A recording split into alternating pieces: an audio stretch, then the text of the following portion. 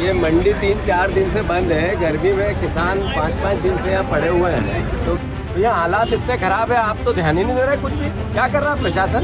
ये यहाँ का जो मंत्री है, इस मंत्री को दान में 100 बीघे जमीन ससुर ने दे दी बुढ़ापे में। अपने में से कितने ने झूठ बोलना है? बीजेपी को वोट दिया था आपने। वोट देना चाहिए क्या?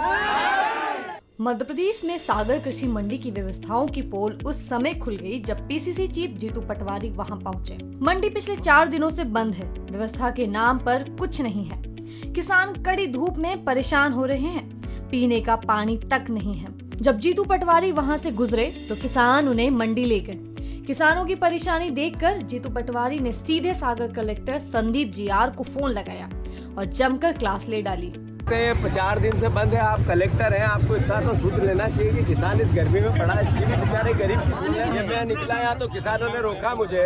यहाँ 100, 200, 500 किसान रोड पे खड़े कि जीतू पटवारी निकल रहे तो मंडी में लेके गए मुझे। तो यहाँ हालात इतने खराब है, आप तो ध्यान ही नहीं दे रहे कुछ भी। क्या कर रहा है प्रशासन?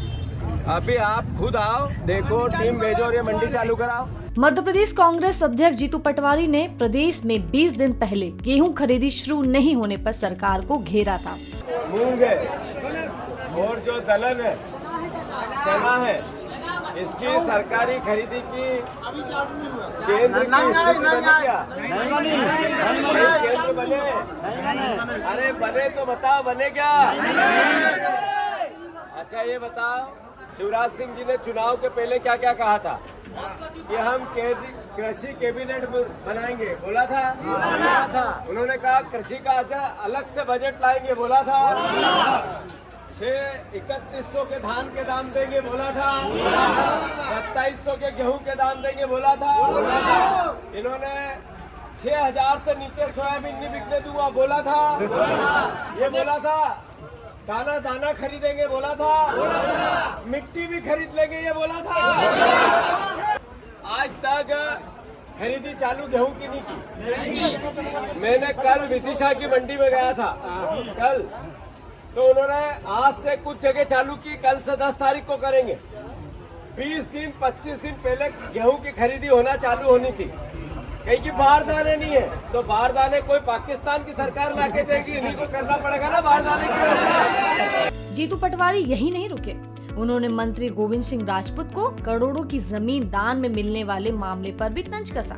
यहाँ का जो मंत्री है, इस मंत्री को दान में 100 बीघे जमीन ससुर ने दे दी बुढ़ापे में। देखा होगा आप लोगों ने। ये गोविंद राजपूत को दिया नहीं दी, हाँ या ना? डर के बात नहीं करना, कड़क रहो। तो बुढ़ापे में इसको 100 बीघे जमीन मिल गई। ये ने भ्रष्टाचार की जमीन थी, सही है गलत है? सही है। तो इनसे लड़ोगे कि नहीं लड़ोगे? सब मिलकर कांग्रेस पार्टी को एकजुट करो, एक साथ करो और मिलकर लड़ो। पीसीसी चीफ जीतू पटवारी ने लोगों से पूछा कि चुनाव के वक्त बीजेपी ने जितने वादे किए थे उसमें से एक भी नहीं निभाया। पीसीसी चीफ ने संसद में किसानों की इनकम 8 गुना होने के बयान पर केंद्रीय मंत्री शिवराज सिंह चौहान को भी घेरा।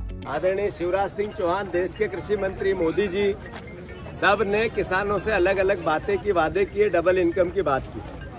अभी शिवराज जी ने तो एक दिन संसद में कहा कि किसानों की 8 गुना इनकम हो गई। होगी भैया आपकी 8 गुना? कि शिवराज सिंह चौहान ने कहा कि 8 गुना इनकम हो गई किसानों की, संसद में हो गई? आपको जब अपनी सरकार बन रही थी शिवराज सिंह की, उन्होंने कहा 2700 के गेहूं के दाम देंगे, मिलने लगे क्या?